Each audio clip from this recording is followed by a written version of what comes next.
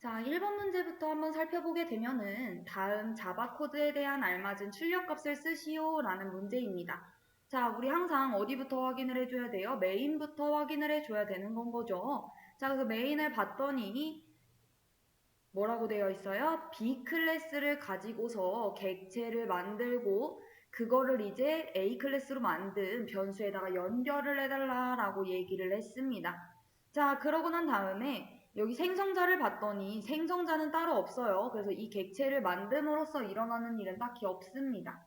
자, 그러고 난 다음에 이제 다음을 봤더니 B라고 하고 있는 그 변수가 갖고 있는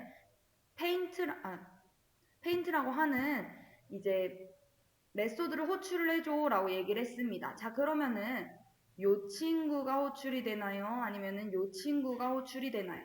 1번이 호출되나요? 2번이 호출되나요?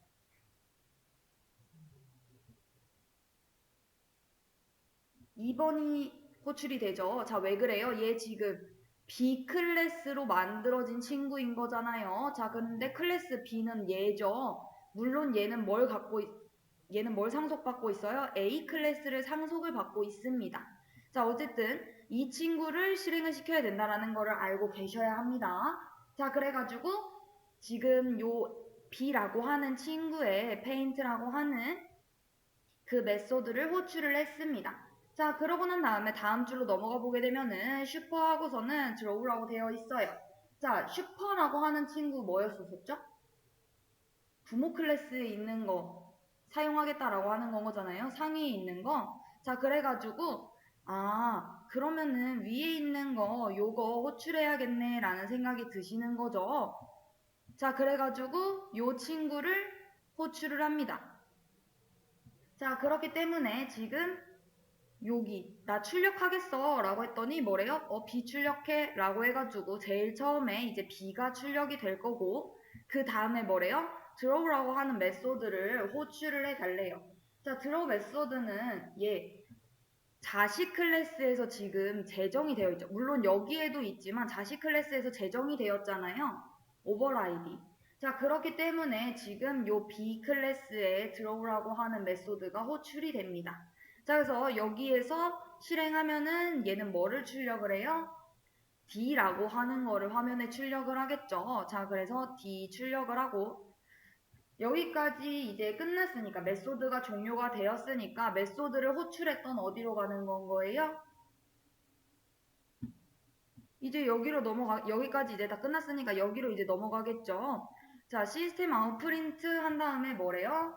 C를 출력을 하겠대요. 자, 그래가지고 C를 출력을 하고, 그 다음에 this.draw라고 되어 있습니다. 자, 얘 뭐예요? 또 draw라고 하는 그 메소드를 호출을 해 라는 건 거잖아요. 자, 얘가 지금 여기서 호출했으니까 누구한테 가요? 여기로 가겠죠. 자, 그래가지고 호출하게 되면은 D를 출력을 하게 되고 이러고 난 다음에 끝나게 됩니다. 자, 얘 끝났으니까 이제 다시 또 어디로 가야 돼요? 얘를 호출했었던 여기로 넘어가면 되겠죠. 자, 그래서 그 다음 여기까지 끝났으니까 그 다음 줄을 이제 호출을 합니다. 자, 그랬더니 이제 뭐래요? B가 갖고 있는 그 draw라고 하는 함수 있잖아, 메소드 있잖아. 그 친구 불러줘. 자, B가 갖고 있는 draw라고 하는 친구 여기 있죠. 자, 이 친구 불러내면은 얘가 하는 일은 뭐예요? D 출력해 이거잖아요. 자, 그렇기 때문에 D를 한 번 더 출력을 하게 되면은 정답은 B, C, D, D 이게 되겠죠.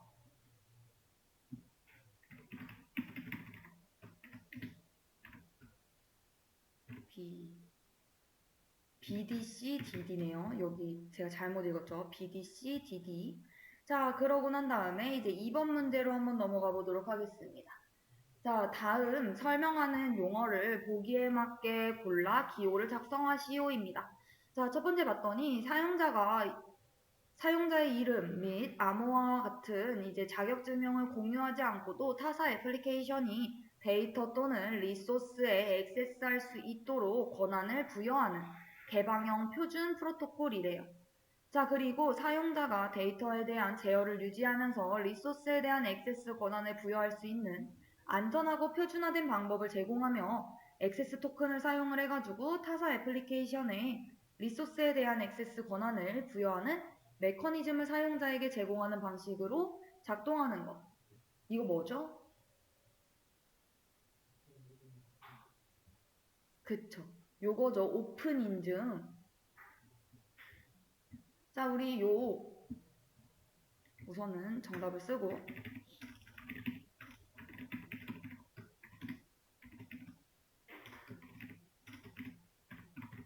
자, 얘의 특징은 뭐예요?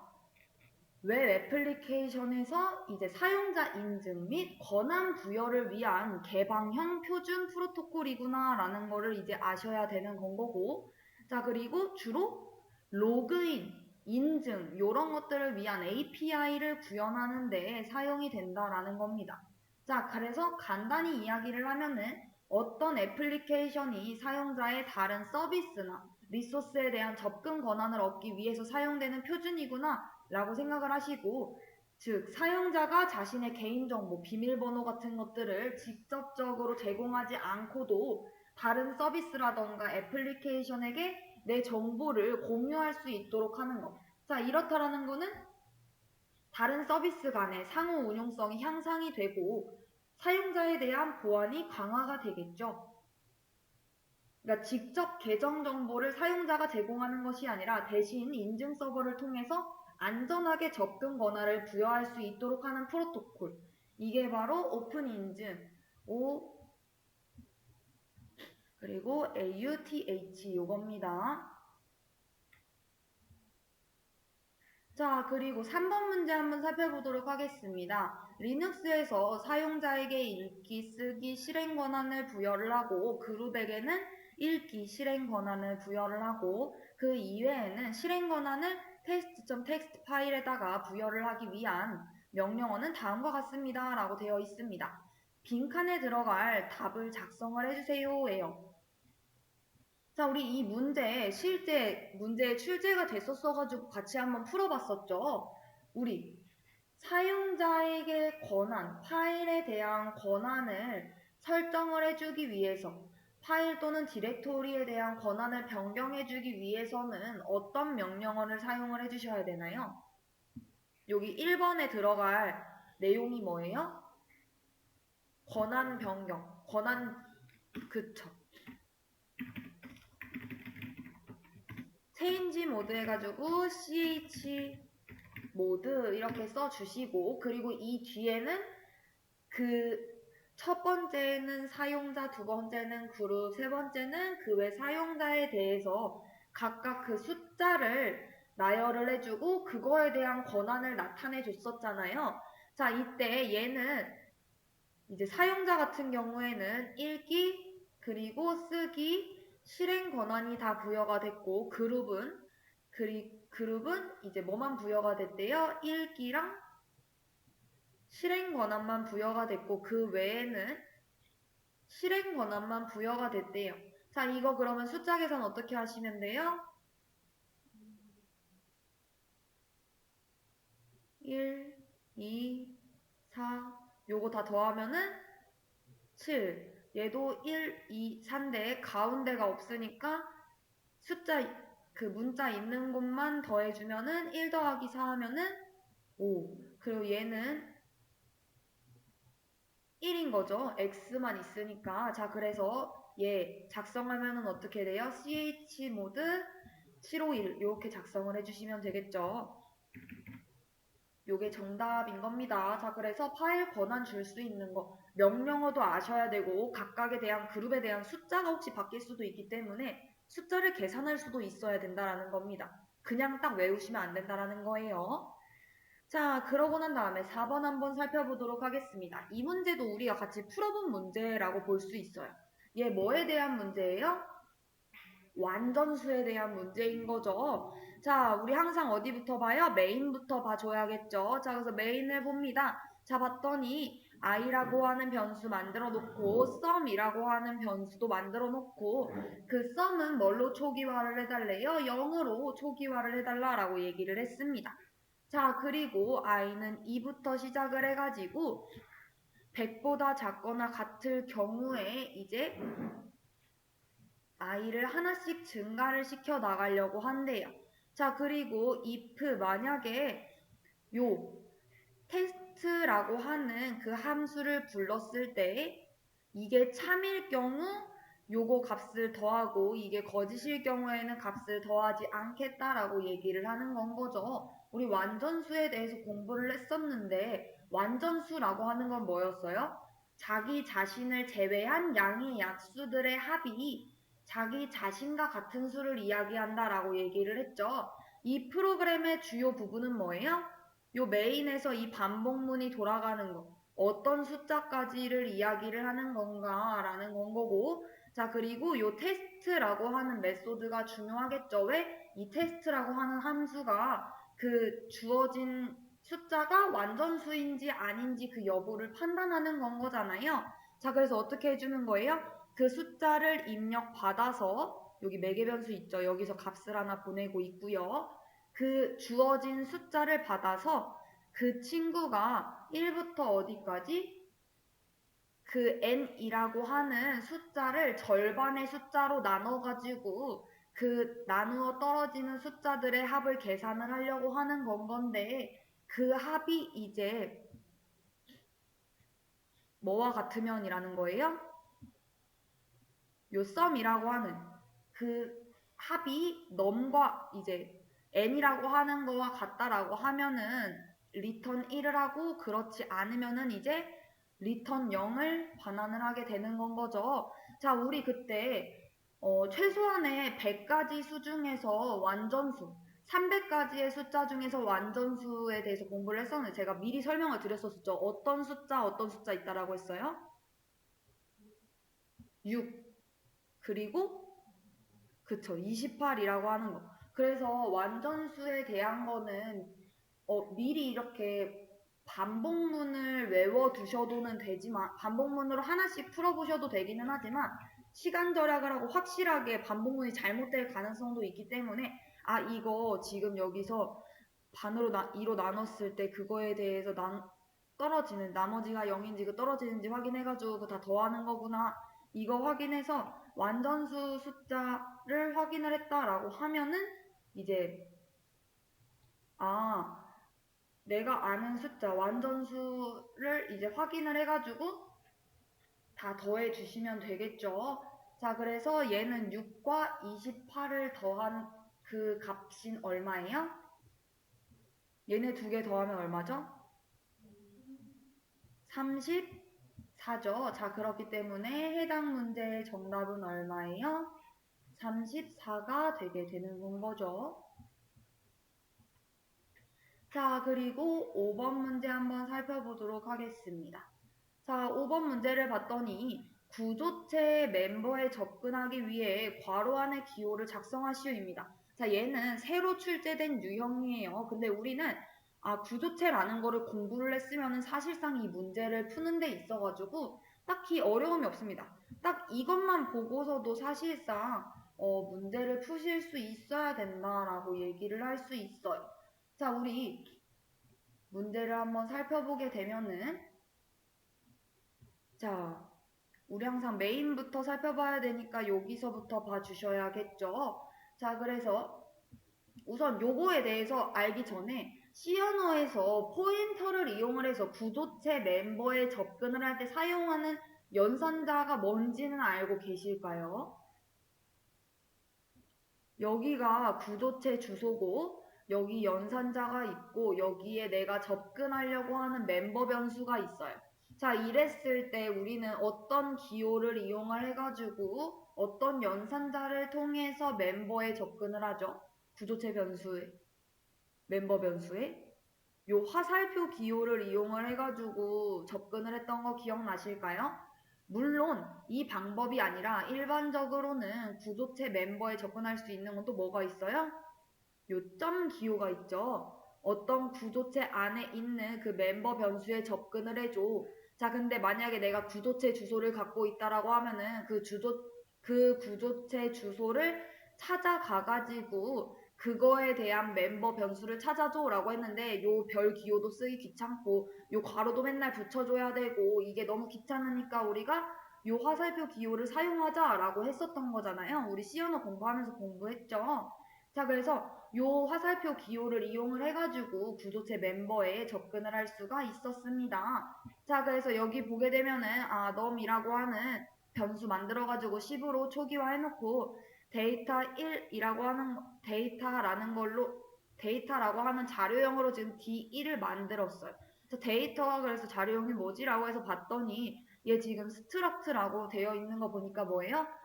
데이터라고 하는 구조체를 정의를 해 놓은 거구나. 자, 근데 여기에 지금 struct data D1이라고 안 돼 있죠. 그 이유는 뭐예요?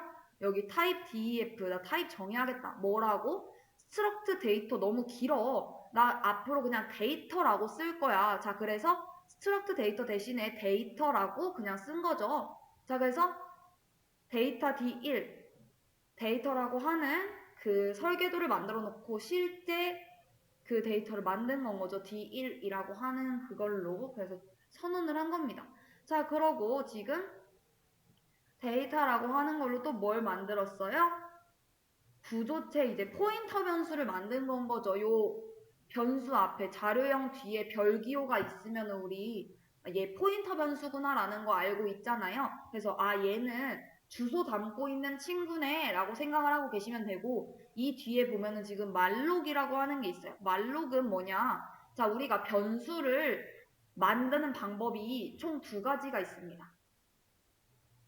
우리가 int 이런 식으로 해가지고 정적 할당을 받는 방법이 있고, 얘 이렇게 받으면은 4바이트짜리 공간 이렇게 할당해줘 라는 건 거죠. 이게 아니라 얘는 이제 어떤 특징이 있냐라고 하면은 시작하기 전에 미리 그 공간을 할당을 해놓는다라는 특징이 있어요.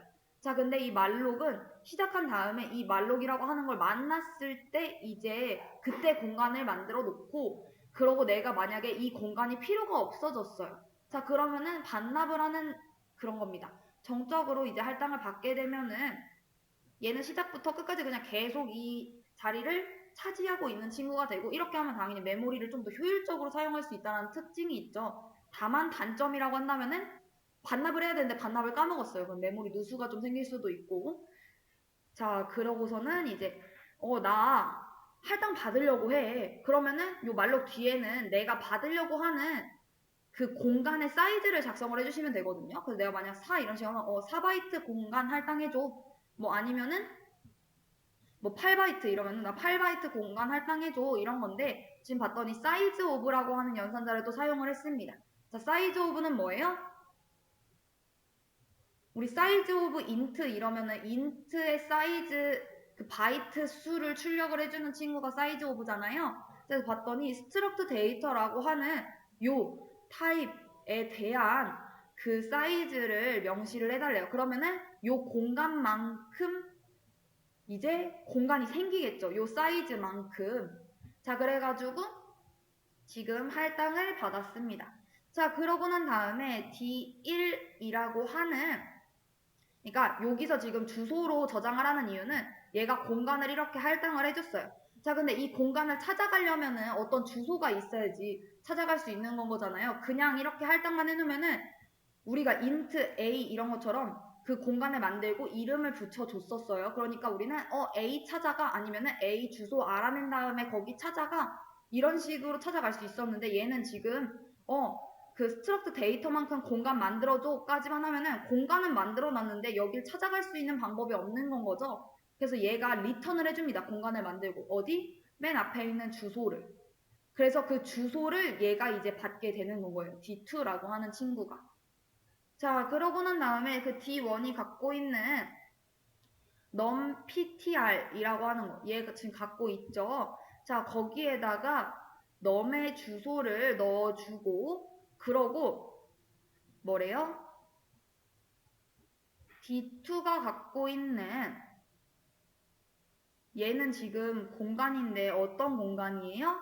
주소를 담고 있는 공간인 거죠. 자, 그 공간에 안에 있는 요 numptr이라고 하는 곳에 접근을 해야 돼요. 근데 여기다가 그냥 이렇게 점 박으면은 어떻게 되죠? 이 연산자를 이용을 하시게 되면 얘가 갖고 있는 거는 주소잖아요. 여기에 주소죠. 그 D2가 갖고 있는 그 주소를 찾아간 다음에 걔가 갖고 있는 요 PTR이라고 하는데 가야 되는데 그렇게 되면은 얘를 확실하게 얘기를 하려고 한다라고 하면은 D2가 갖고 있는 주소를 찾아가서 그러고 난 다음에 그 멤버 변수에 접근을 해라. 요렇게 돼야 되는 건 거죠. 그쵸? 실제 정답이 되려면은. 근데 얘는 그런 게 없이 그냥 왼쪽이 구조체 주소값이고 이 멤버 변수에 접근을 하려고 해 라는 건 거잖아요. 자, 그러려면 이제 어떻게 해줘야 돼요? 요거하고 똑같은 방식으로 다른 연산자를 사용을 해야 된다라는 건 거죠. 얘가 원하는 정답은 뭐예요? 요건 거죠. 요 화살표 연산자는 C 언어의 구조체 주소에 대해서만 나오는 연산자인 거고 이 화살표를 기준으로 왼쪽은 무조건 구조체 주소인 겁니다. 이 D2가 갖고 있는 그 주소 찾아간 다음에 num ptr이라고 하는 그 변수, 멤버 변수에 접근해서 num이라고 하는 그 주소값 넣어줘가 되는 건 거예요. 그래서 이 괄호 안에 들어갈 연산자는 뭐다? 요 화살표 연산자다라는 거를 알아두셔야 됩니다. 자, 그래서 요거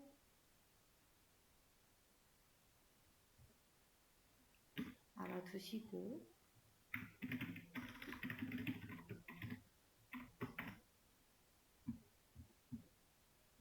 자, 그리고 다음으로 넘어가 보도록 하겠습니다.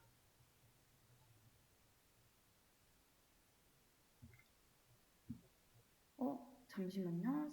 4번 문제 정답이 34였고 5번 문제 정답이 화살표 그리고 6번 문제 자, 다음 빈칸에 들어갈 유니온 연산의 결과값을 작성하시오입니다. 자, 봤더니 자, 지금 R이라고 하는 릴레이션이 있고 S라고 하는 릴레이션이 있습니다. 자, 얘를 토대로서 얘가 뭘 하겠대요? 셀렉트 하려고 한다. 뭐를? A를. 자, 그러고 난 다음에 어떤 테이블에서? R이라고 하는 테이블에서. 자, 그렇다라는 거는 요거죠, 요거. 조회하게 되면은. 자, 그리고 그 다음을 봤습니다. 자, 그랬더니 요 유니온이라고 하는 거 잠깐 제껴두고 셀렉트 나 조회하려고 한다. 뭐 조회하려고 하는데 A 어떤 테이블에 있는 A, S 테이블에 있는 A. 자, 그러면은 얘도 얘를 지금 조회를 하겠다라는 건 거예요. 자, 근데 유니온이라고 하는 거에 대한 건 뭐예요? 유니온? 유니온은 그 두 셀렉트 문의 조회 결과를 통합을 하는데 합치는데 중복 대행이 있을 경우에는 중복 출력하지 않겠다. 한 번만 출력을 하겠다라는 특징을 갖고 있습니다. 자, 그러면은 1, 2, 3, 1, 2, 4 중에서 중복 대행은 한 번씩만 출력이 되겠구나 라는 걸 아셔야 되고 그러면은 지금 중복되는 친구 1, 2가 있죠. 얘네들이 두 번씩 나오는 게 아니라 한 번씩만 나와야 된다라는 건 거예요. 자, 그러고 난 다음에 이제 중복을 제거를 하고 order by 정렬을 해줘. 뭐를? A라고 하는 그 열을 내림차순해줘 라고 했으니까 어떻게 정렬해 주시면 됩니까? A 해놓고서는 4, 3, 2, 1 요렇게 작성해 주셔야겠죠. 출력되는 결과는 요렇게 출력이 될 겁니다. 그리고 실제 문제는 요렇게 한다라기보다는 요렇게 표를 이렇게 작성을 해주고 1번, 2번, 3번, 4번, 5번 이렇게 되어 있고 이 1번 괄호 안에 들어갈 정답 그러면은 A 2번 괄호에 들어갈 정답 4 3번 괄호에 들어갈 정답 3 4번 정답은 2 5번 정답은 1 이렇게 작성하는 걸로 나오기는 했어요. 근데 이렇게 나올 수도 있고 어쨌든 이 결과 출력 양식은 맞춰주셔야 된다라는 거. 자, 그래서 A 4, 4, 2, 1 자, 그리고 7번 문제로 넘어가 보도록 하겠습니다. 자, 봤더니 다음 용어에 대해 괄호 안에 들어갈 알맞은 용어를 영어 약자로 작성하시오입니다. 자, 뭐뭐는 규칙 기반 접근 통제 정책으로 객체에 포함된 이제 허용 등급과 접근 정보에 대해서 주체가 갖는 접근허가 권한에 근거해서 객체에 대한 접근을 제한하는 방식입니다. 자, 이거 뭐예요?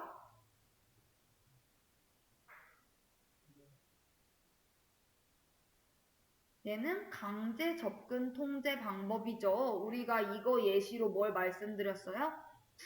군인이라던가 아니면 경찰이라던가 직위가 다르잖아요. 그 보안 문서들이 있을 텐데 그 문서에 대한 접근 권한과 그리고 그 뭐 대위 뭐 그냥 일병 막 이런 사람들이 있을 때 그 사람들에 대한 권한은 서로 다르게 측정이 되겠죠. 자, 그런 거에 대해서 규칙에 따라 가지고 이제 접근을 통제하겠다. 주체의 권한에 기반을 해서 객체의 접근을 제한하는 것. 그 등급을 고려를 해가지고 접근을 제어하는 방식. 자, 이거 뭐다?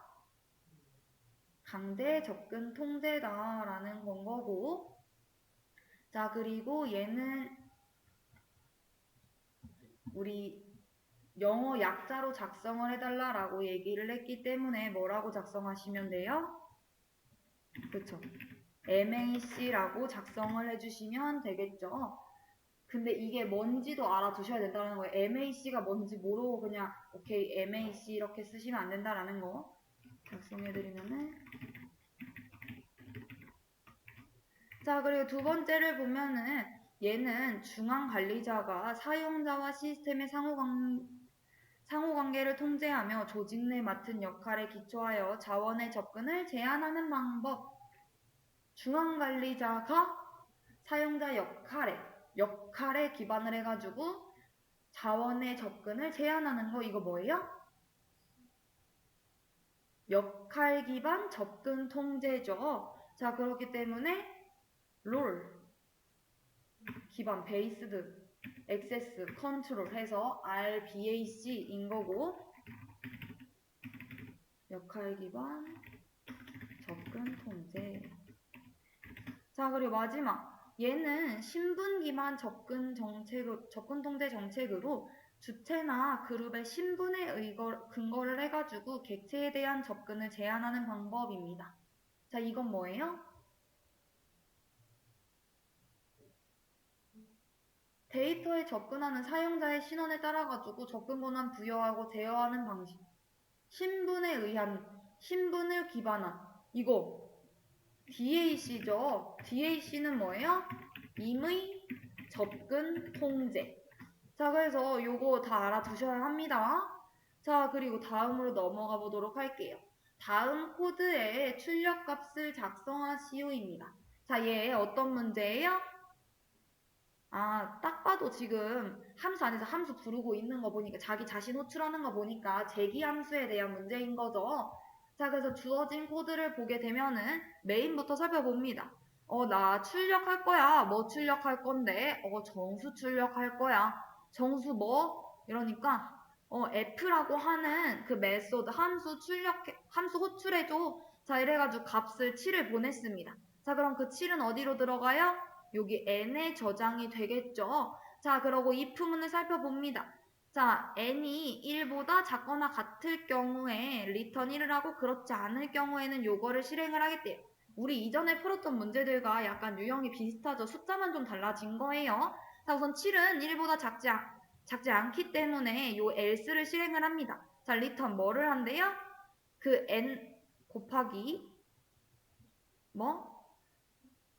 f에 7 빼기 1이니까 6이 되겠죠. 자, 그러니까 요 f라고 하는 애를 또 불렀어요. 자, 그래서 자, 여기로 들어갑니다. n에 이제는 6이 들어가게 되고 6은 1보다 작다. 거짓이기 때문에 또 else를 실행을 하고 자, return 뭐를 리턴을 한대요? n 6이죠? 6 곱하기 n 빼기 1 하게 되면은 f의 5. 자, 얘를 또 함수 부르게 되면은 1보다 작거나 같다 거짓이기 때문에 5 곱하기 F4 요게 될 거고 다시 또 얘 부르게 되면은 1보다 작거나 같다 거짓이기 때문에 4 곱하기 F3 얘도 부르게 되면은 3 곱하기 F2 그리고 얘도 부르게 되면은 여기로 넘어가 볼게요. 2 곱하기 F1 자 그랬을 때 F1 실행해 보면은 if n은 1과 1보다 작거나 같다 참이죠. 같다가 있으니까 그래서 return 1을 한다라고 얘기합니다. 그럼 얘는 이제 1이 되겠죠.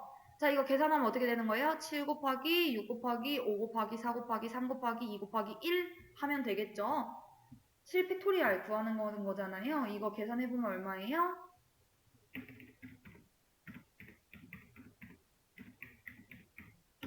자, 5040이 되죠. 자, 그래서 해당 문제 정답은 5040이었습니다.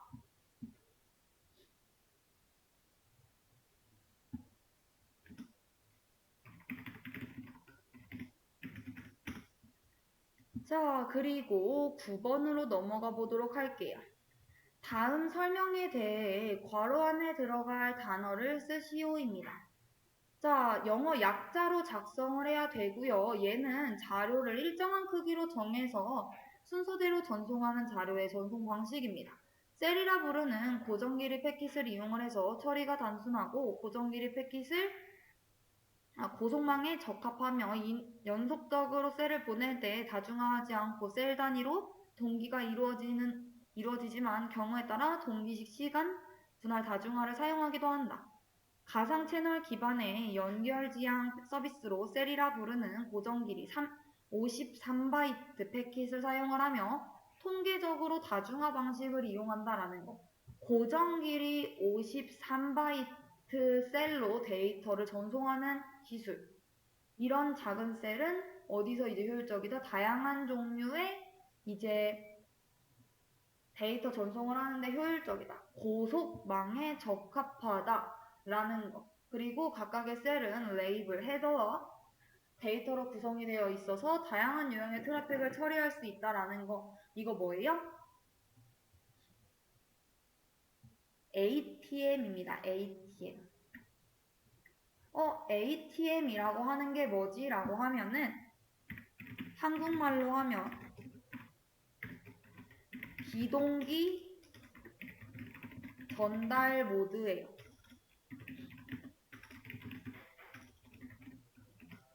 자, 비동기 전달 모드는 우리 데이터 통신에 이제 사용이 되는 네트워크 프로토콜 중에 하나인 건데 다양한 형태와 이제 많은 양의 이제 데이터를 효율적으로 이제 전송하는 데 중점을 둔 기법인 거예요.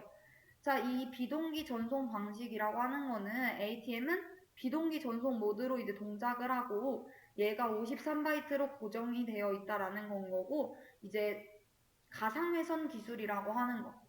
ATM은 가상회선 기술을 사용을 해가지고 여러 회선을 이제 하나의 물리적인 회선으로 이제 통합을 해가지고 여러 사용자가 동시에 네트워크를 사용을 할 때 효율적인 대역폭을 할당하게끔 합니다.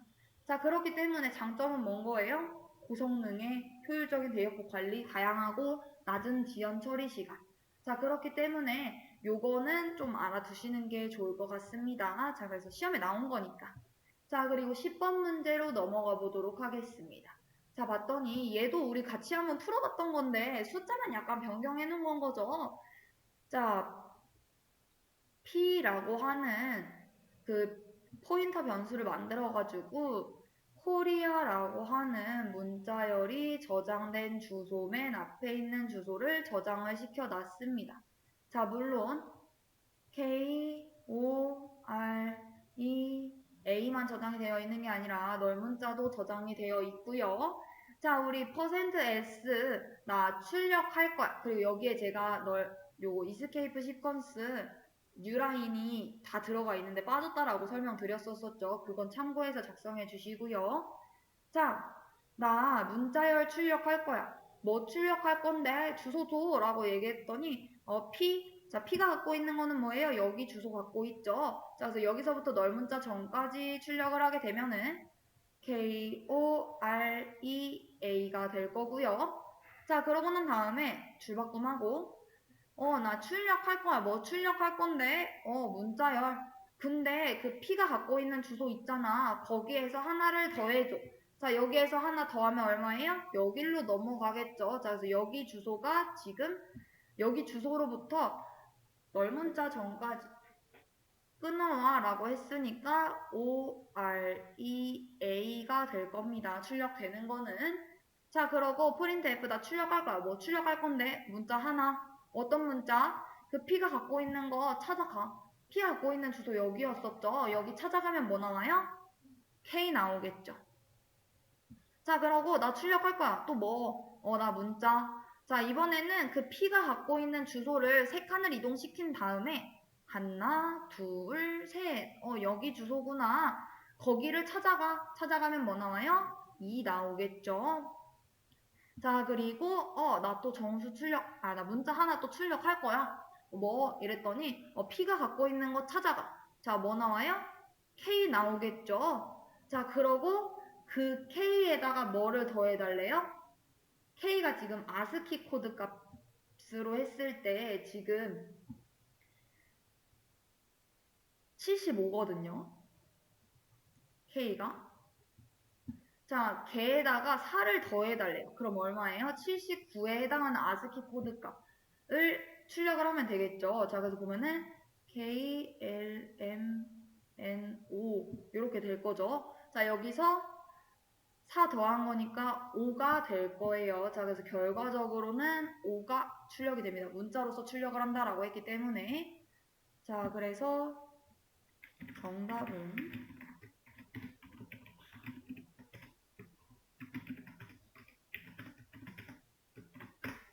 요겁니다. 자, 그리고 11번 한번 살펴보도록 할게요. 다음 자바 코드에 대한 알맞은 출력값을 쓰시오입니다.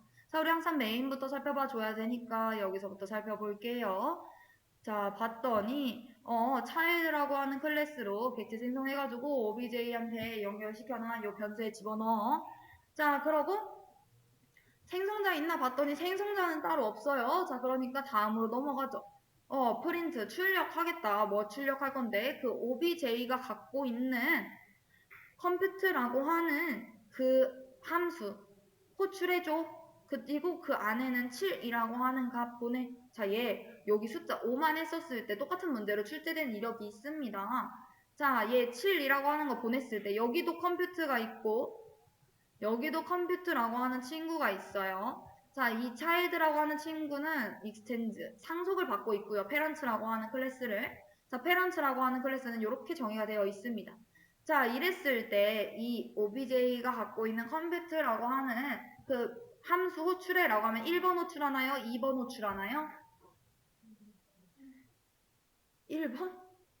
2번으로 호출을 해줘야겠죠. 왜 그래요? 얘는 지금 자식 클래스로 만들어진 객체인 건 거고, 자, 얘 지금 오버라이딩 해가지고 부모님 거 재정의 했잖아요, 함수. 그렇기 때문에 요 친구를 호출을 해줘야 되는 겁니다. 자, 그래서 요 7이라고 하는 게 여기 넘에 들어가게 되고, 자, 7이 1보다 작거나 같을 경우 넘을 리턴을 하고 그렇지 않을 경우에는 요거를 하래. 이것도 재기함수인 건 거죠.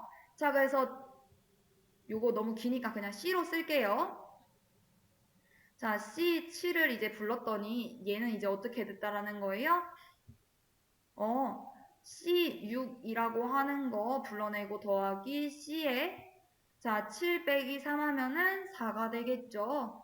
자, 그러고 얘를 다시 또 분할을 하게 되면은 C6은 어떻게 돼요? 우선 1보다 다 작거나 같다는 참이 아닌 건 거잖아요. 이 숫자는. 그렇기 때문에 얘를 또 얘로 리턴을 하게 되면은 C 600이라면은 5.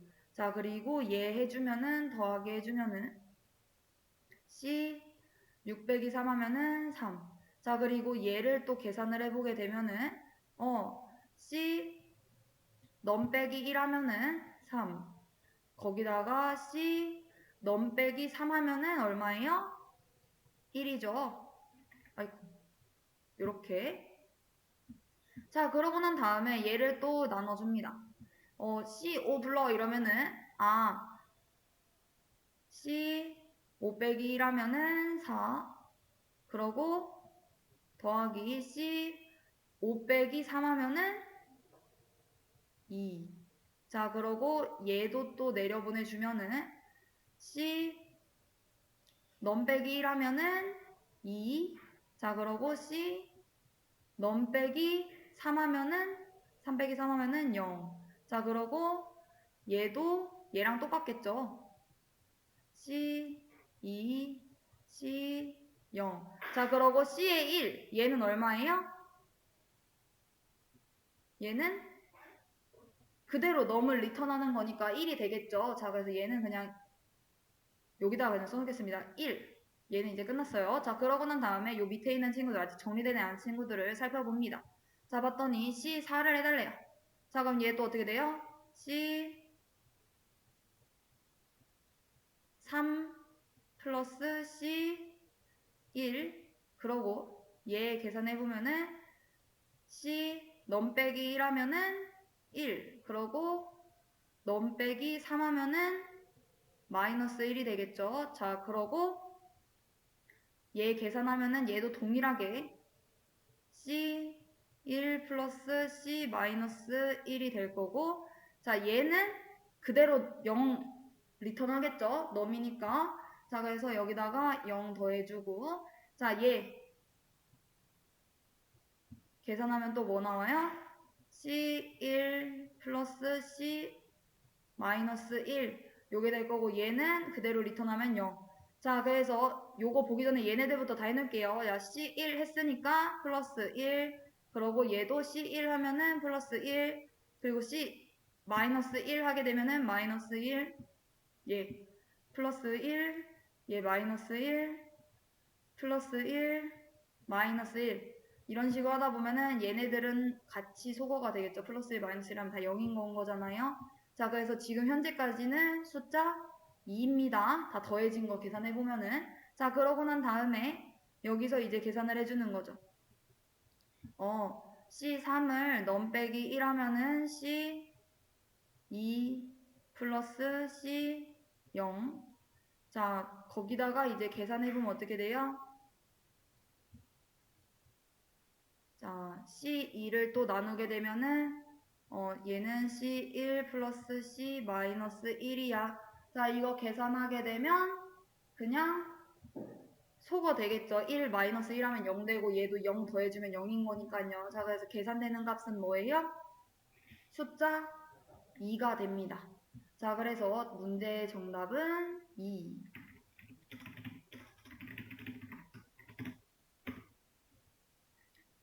자, 그리고 12번 문제. IP 패킷에서 외부의 공인 주소와 포트 주소에 해당하는 내부 IP 주소를 재기록을 해가지고 라우터를 통해 네트워크 트래픽을 주고받는 기술, 즉 사설 네트워크에 속한 IP를 공인 IP로 바꿔주는 네트워크 주소 변환 기술. 이거 뭐예요? 그쵸, NAT죠. 네트워크 주소 변환. 자, 얘도 시험 문제 나왔었습니다. 그래서 여기 23년도 3회차 같은 경우에는 좀 쉬운 편이었어요. 개인적인 생각으로는. 자, 그리고 13번. 얘가 이제 신상 문제죠. 신상 문제. 이제껏 이런 문제가 출제된 적은 없었는데 다음 코드를 실행할 경우 에러가 발생하는 라인이 몇 번째인지 작성하시오입니다. 자, 봤더니 어때요? 아, 지금 메인부터 살펴보게 되면은 new 연산자를 이용을 해가지고 펄슨이라고 하는 클래스를 통해서 객체 생성을 하는데 얘는 지금 킴이라고 하는 그 값을 보냈구나. 즉 뭐 생성자가 있겠네 라는 거를 확인을 했을 거고, 자, 그러고 난 다음에 펄슨 obj 변수 만들겠다라고 했습니다. 자, 여기까지 봤을 때 만약 펄슨이라고 하는 게 없었다라고 하면 오류가 발생할 수 있지만 펄슨이라고 하는 클래스도 있고, 자, 그리고 이 펄슨에 대해 가지고 생성자가 있나 확인을 해봤더니 생성자도 있고요. 자, 얘 지금 킴이라고 하는 문자열이 지금 들어가야 되는 건 거죠. 자, 봤더니 문자열 들어갈 수 있는 변수도 잘 작성이 되어 있어요. 자, 그렇다라는 건 여기까지는 우선 문제가 없다라는 겁니다. 에러가 발생하지 않을 거라는 거예요. 자, 그러고 지금 OBJ가 갖고 있는 프린트라고 하는 함수를 호출을 시켜줘 라고 얘기를 하면은 얘를 불러내겠죠. 자, 그랬을 때 지금 뭐래요? 시스템 아웃 점 프린트 ln 출력해줘라. 뭐 출력하면 되는데 name이라고 하는 거 출력해줘. 자, 그러면은 여기 킴이라고 하는 친구가 여기 VAL이라고 하는 곳에 저장이 되었을 거예요. 자, 그랬더니 얘가 뭐래요? 나 name이라고 하는 변수에다가 VAR 값 집어넣어줘 라고 얘기를 했습니다. 그래서 봤더니 지금 name이라고 하는 변수가 생성이 되어 있고 그 친구한테 지금 뭐를 집어넣어 주겠다라고 했어요? 요 지금 킴이라고 하는 값을 집어넣어 주겠다라고 얘기를 했습니다. 자, 그래가지고 이 친구 넣어주면은 문제없이 잘 작동을 할 거예요. 자, 그러고 난 다음에 이제 어떤 문제가 생겼어요? 자, 밑에를 봤더니 public static string get이라고 하는 친구 get이라고 하는 메소드를 이제 호출을 했고 그 다음에 return name이라고 얘기를 했어요. 자, 얘는 실행시켜 보면은 문제가 생깁니다. 자, 왜 문제가 생기는 거예요? 물론 프린트 메소드처럼 프린트 함수처럼 get이라고 하는 친구는 호출이 되지는 않았기 때문에 실질적으로 요 return name이라고 하는 걸 하지는 않습니다. 요 작업이 이루어지지는 않아요. 자, 근데 다만 오류가 발생된다라고 하는 거는 지금 여기 보면은 static이라고 하는 친구가 붙었잖아요. static이라고 하는 거는 이 person이라고 하는 객체가 생성이 되기 전에 이 친구가 이제 생성이 되는 거거든요. 실행이 된다라고 생각을 하시면 돼요. 근데 지금 보면은 name이라고 하는 변수, 스태틱 변수가 아니라 인스턴스 변수죠. 자, 그렇기 때문에 이 get의 name이라고 하는 이 친구는 여기서 이 name이라고 하는 친구가 없기 때문에 name이라고 하는 변수가 없는 건 거죠. 얘가 아직 만들어지지 않았기 때문에 그래서 참조할 수 없어서 오류가 발생을 합니다. 자, 이게 진짜 오류가 발생하는가라고 하는 거를 보고 싶다라고 하시면은 저희 수업 시간에 리플이라고 하는 거 나갔었잖아요. 그래서 리플에다가 이 코드 실행시켜 보시면은 컴파일을 하려고 하는데 얘가 처음부터 위에서부터 아래까지 딱 실행을 하고 난 다음에 여기서 에러 문구가 발생을 하는 거예요. 왜? 참조할 수 없는 변수입니다. 이렇게. 자, 이거를 해결을 하고 싶다라고 하면은 어떻게 해주시면 돼요? 이 name이라고 하는 변수를 스태틱 인스턴스 변수가 아니라 스태틱을 붙여가지고 스태틱 변수로 만들어 주시면은 이제 문제가 생기지 않을 수가 있고요. 아니면은 이제 변경을 좀 해주셔야겠죠. 왜냐? 그래서 얘가 지금 여기 줄에서 return name에서 오류가 발생하는 이유는 name이라고 하는 친구는 인스턴스 변수이기 때문에 정적 메서드에서 직접 접근할 수 없다라는 거. 그래서 get이라고 하는 메서드 타입을 요 get이라고 하는 친구를 스태틱을 빼고서는 그냥 스트링으로 변경을 해가지고 실제 이름을 반환하도록 수정을 하거나 아니면은 이 name이라고 하는 변수에 스태틱을 붙여가지고 참조할 수 있게끔 해주거나 두 가지 방식으로 이제 수정을 하면은 에러가 발생하지는 않지만 지금 현재 그냥 이 코드를 실행을 하게 되면은 여기서 네임을 리턴을 해야 되는데 네임이 없네, 내가 참조를 할 수 없어 라고 해가지고 에러가 발생한다라는 거. 자, 그래서 에러 발생하는 라인은 여기서부터 세보면은 0, 1, 2, 3, 4, 5, 6, 7 7번째 줄 라인에서 에러가 발생한다라는 거를 알 수 있습니다.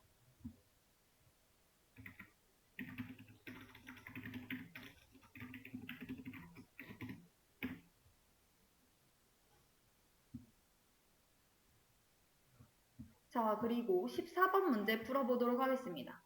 다음은 파이썬 코드이다. 괄호 안에 알맞는 답을 작성하시오입니다. 자, 코드를 봤더니 x, y라고 하는 변수에다가 input, 입력을 하려고 한대요. 그러고 안내 문구가 여기 지금 따옴표가 빠지긴 했는데 x, y 값을 공백으로 구분해서 입력해줘 라는 안내 문구가 뜨고 그 다음에 어떤 그 메소드를 활용을 해가지고 공백으로 구분을 해서 내가 3 띄어쓰기 5라고 입력을 하면은 x 그 변수에는 3이 저장이 되고 y 변수에는 5가 저장이 되었으면 좋겠다라는 거예요.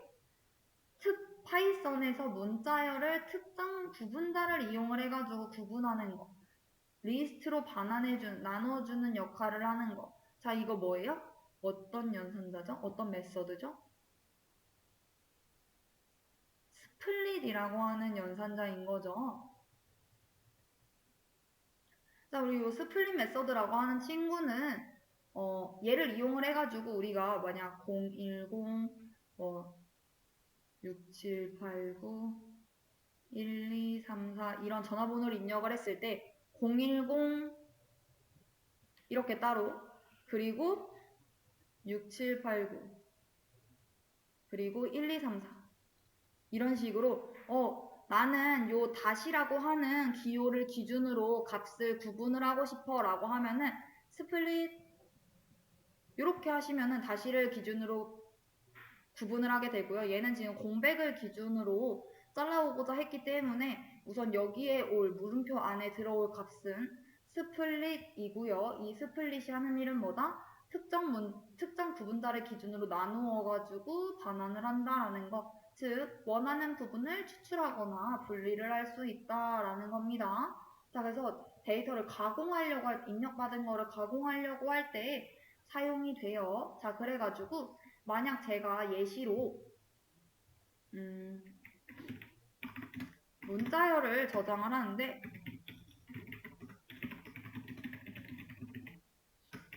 자, 이렇게 해놓고 result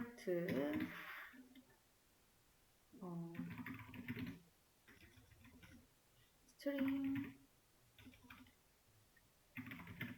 split 이렇게 해놓고서는 프린트 이제 리절트를 했어요. 자, 여기에 아무것도 작성이 되지 않았다라는 거는 스플릿 메서드는 기본적으로 공백을 기준으로 문자열을 나눕니다. 자, 이렇게 되면 어떻게 쪼개지는 거예요? 파이썬 한 덩어리, 너무 한 덩어리, 조화 한 덩어리가 되게 되는 건 거죠. 리스트로 구분을 하게 되면은 출력이 될 때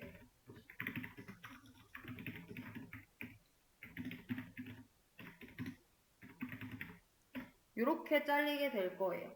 자, 이런 것처럼 스플릿을 이용을 하면은 구분을 지을 수 있다라는 건 거구나 라고 하시면 되고, 만약에 내가 구분자를 이용을 해가지고 잘라가고 싶다라고 하면 이런 식으로 하시면 되고, 데이터가 이렇게 들어왔어.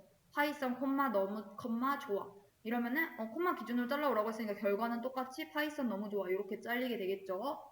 자, 그리고 만약에 뭐 다시라고 한다면 얘도 다시를 기준으로 해서 구분을 해올 수가 있고요. 그래서 디폴트 값은 우선 띄어쓰기기는 한데 이제 요거를 기준으로 가져올 수 있다라는 거. 자, 그래서 스플릿이라고 하는 거를 사용을 할 수 있어야 된다라는 겁니다. 자, 그래서 14번 문제의 정답은 스플릿 메서드다라는 거.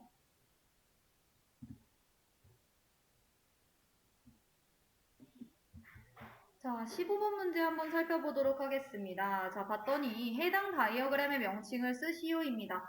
자, 우리 얘도 시험 문제에 출제가 됐었던 적이 있었죠. 자, 저 폴더 모양으로 되어 있는 거. 그 여러 요소들을 묶어가지고 시스템의 구조를 시각적으로 표현하는 데 사용되는 구조적인 요소. 자, 얘 뭐예요? 어떤 다이어그램이죠? 그쵸.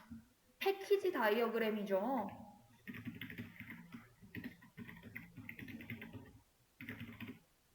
아니면 패키지라고만 쓰시거나요.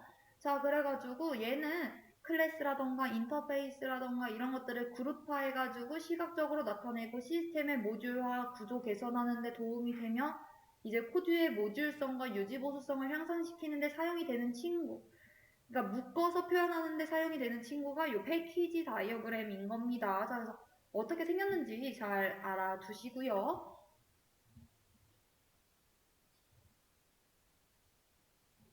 자, 다음 문제 한번 살펴보도록 하겠습니다. 16번 문제.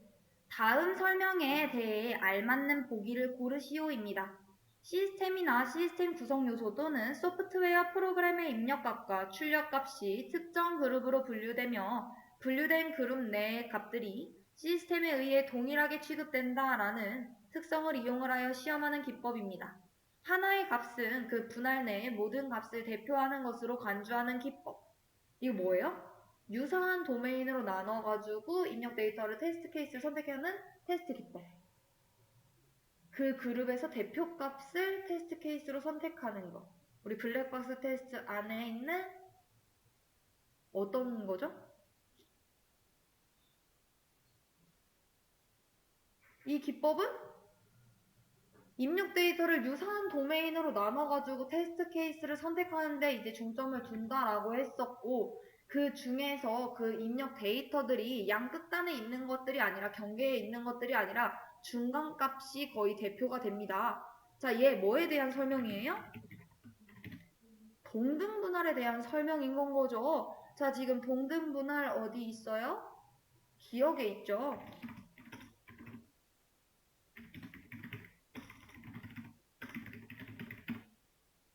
자, 그렇기 때문에 동등분할이 뭔지도 알고 계셔야 하고, 자, 그리고 걔랑 이제 유사한 친구가 뭐예요? 유사하지는 않지만 얘를 기반으로 해서, 그러니까 프로그램을 개발하고 테스트하는 과정 속에서 입력값의 다양한 조건을 고려하는 거 굉장히 중요해요. 근데 이제 특정 상황에서 이제 발생하는 에러라던가 버그라던가 이런 것들을 이제 다양성을 고려하지 않게 되면은 예측하기가 너무 어려워진다라는 건 거죠. 자, 그래서 동등분할이라고 하는 거는 이제 크다, 크거나 작다, 작거나 같다, 막 이런 식으로 우리가 뭐 점수가 95점 이상, 85점 이하, 막 이런 식으로 해가지고 그 입력값을 효과적으로 테스트하기 위해서 하는 친구가 그 기법 중 하나가 동등분할이었었던 거잖아요. 그쵸? 그래서 동등한 그룹으로 나눠가지고 각 그룹의 대표값을 선택을 해가지고 테스트를 하고 그 입력값에 유사한 도메인을 나눠가지고 테스트 케이스를 선택하는 거, 그러한 방식을 통해가지고 그 특정 그룹에 발생한 문제를 파악을 하고 그 대표값을 통해서 다양한 입력 조건을 테스트를 하는데, 그 대표값이 웬만하면은 동등분할에서는 중간값이다 라고 하는 것까지 우리 나갔었어요, 문제 풀면서. 자, 그래서 이렇게 하는 이유는 뭐다? 장점이 뭐예요? 에러를 발생하는데 용이하고 효율적인 테스트 케이스를 생성하는 것이 이제 장점인 거죠. 왜냐면 모든 입력 조건을 고려하는 거는 약간 비현실적이잖아요. 그래가지고 우리가 나이가 뭐 0부터 100살까지라고 하면은 그 데이터들을 우리가 다 들어올 수 있다라고 해볼게요. 0부터 100까지 다 들어올 수 있어요. 자, 그러면은 뭐 그룹을 이제 나누게 되는 거죠. 0부터 19까지는 뭐 미성년자다. 그리고 뭐 20세부터 뭐 60세까지는 성인이다. 이러고 뭐 61세부터는 뭐 노년층이다 라고 해가지고 이 범위 내에 있는 그 그룹의 대표값들을 선택을 해가지고 테스트 케이스를 생성을 하게 되면 그 연령대의 특성을 효과적으로 테스트 해볼 수가 있죠. 뭐 미성년자들 사이에, 뭐 성년들 중에서도 몇 번째 막 그런 식으로. 자, 그래서 이 테스트 기법 동등분할도 아셔야 되고, 얘가 이제 중간값에 대해서 얘기를 했는데 사실상 이 가운데 있는 값보다는 에러가 발생하는 거는 그 이거에 대한 경계값이다 이렇게 해서 나온 게 경계값 분석이었잖아요. 마이너스 0, 마이너스 1, 0, 1, 뭐 18, 19, 20, 뭐 21, 뭐 60, 59, 61, 뭐 이런 숫자들에 대해서 테스트하는 거 기억나시죠? 자, 구분하실 수 있으셔야 됩니다. 자, 그러고 난 다음에 이제 17번 한번 살펴보도록 하겠습니다. 자, 다음 클라우드에 대한 유형 문제이다. 괄호 안에 알맞는 답을 보기에서 골라 작성하시오입니다. 자, 얘 봤더니 지금 뭐에 대해서 이야기하고 있는 건 거예요?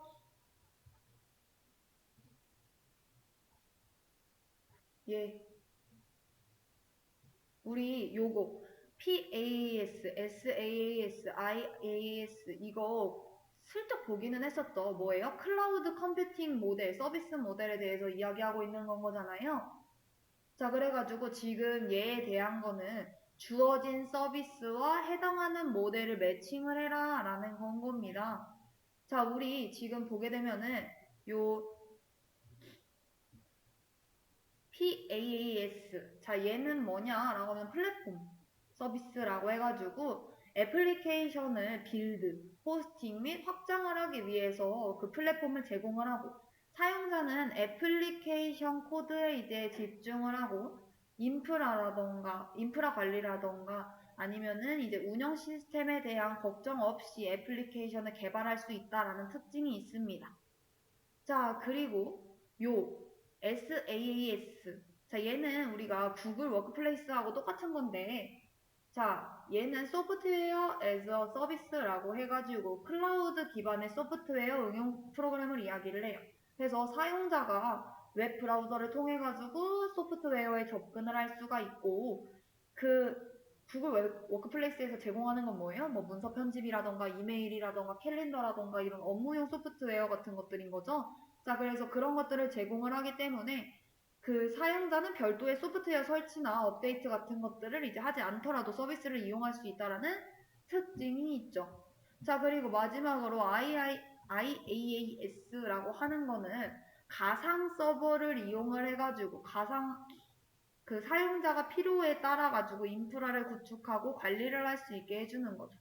자, 그래가지고 가상머신 이제 아마존 EC2라고 하는 거는 가상머신, 인스턴스를 제공을 하고 사용자는 운영체제, 언어, 애플리케이션, 소프트웨어를 선택을 해가지고 설치하고 관리를 할 수 있다라는 특징이 있어요. 자, 그래서 요거에 대해서 잠깐 정리를 하게 되면은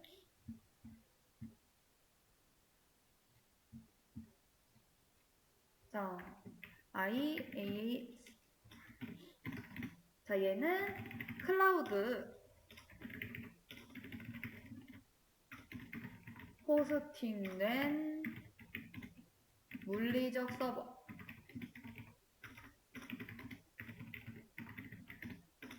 스토리지, 그리고 네트워킹에 대한 온디맨드 액세스를 제공을 한다라는 거.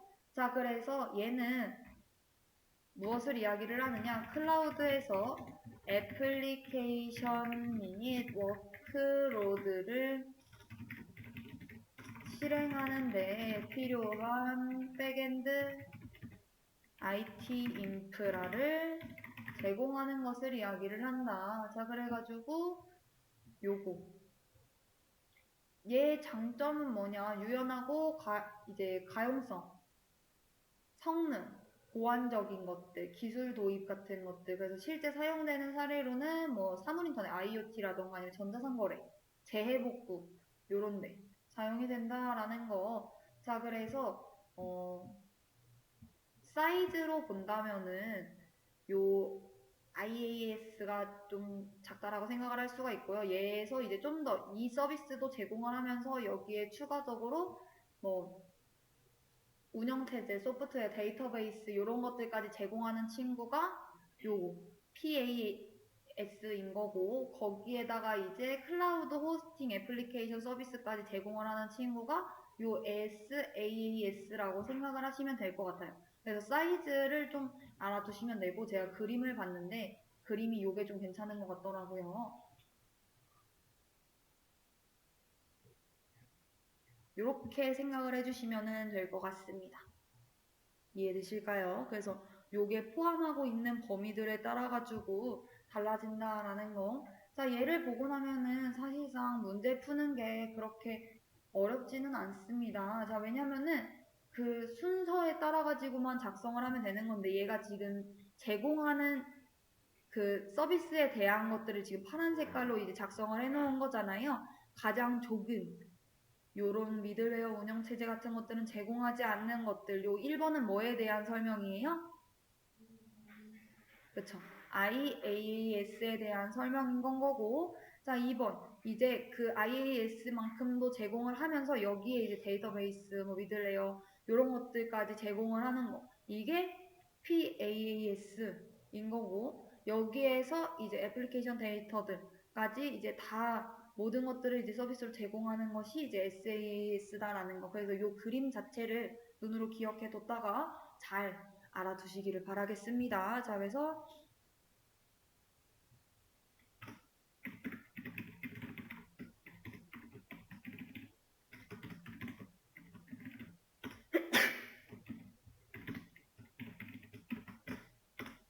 이렇게 알아두시면 되겠죠. 자, 그러고 난 다음에 이제 다음번 문제로 넘어가 볼까요? 18번 문제입니다. 다음 프로토콜 종류에 대한 설명을 보고 알맞은 답을 작성하시오입니다.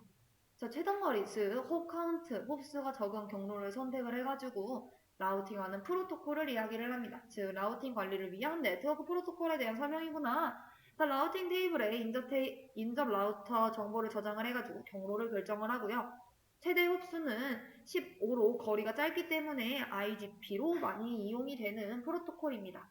자, IGP의 거리 벡터 알고리즘을 기반으로 하고 작은 규모의 네트워크에서 주로 활용이 되는 거. 자, 이게 뭐에 대한 설명이죠? 그쵸. RIP에 대한 설명이죠.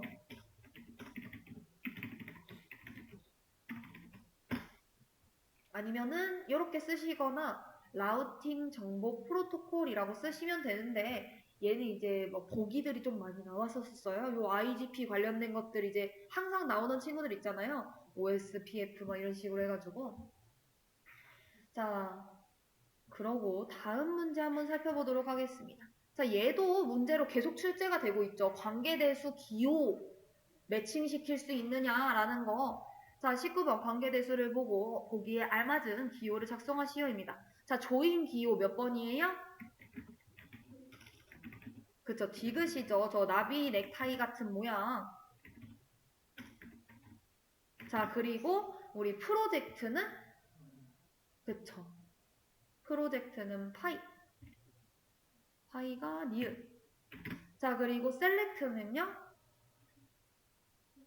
기억. 자, 그리고 마지막 디비전은 나누기 기호죠.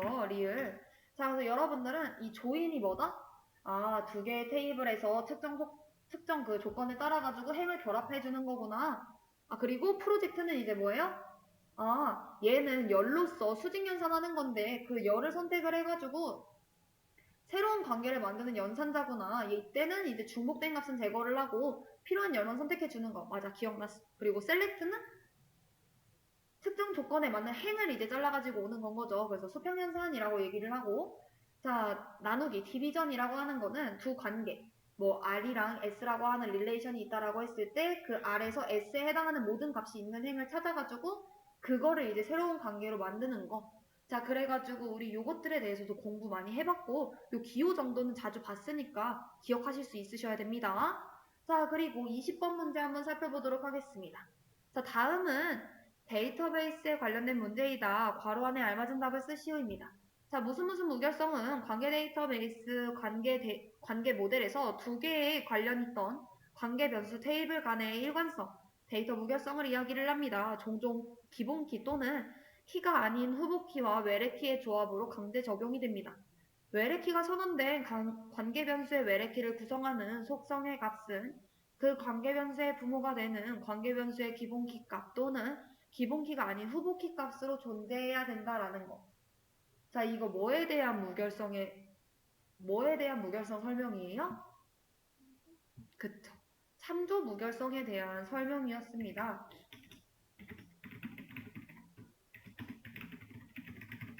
사실 이거는 제가 참조 무결성에 대해서 그 발췌를 해가지고 와서 넣은 거였기 때문에 실제로는 이렇게 출제가 되진 않았고 참조 무결성에 대해서 그냥 뭐 두 개 관련 있는 관계변수 테이블 간의 일관성을 이야기를 한다라는 거. 그거에 대한 것들이 이제 설명이 되어 있었어요. 그래서 외래키 관련된 거 나오면은 참조 무결성이구나 라고 생각을 해 주시면은 될 것 같습니다. 자, 그래서 여기까지 해가지고 저희 23년도 3회차 기출문제 다 풀어봤고요.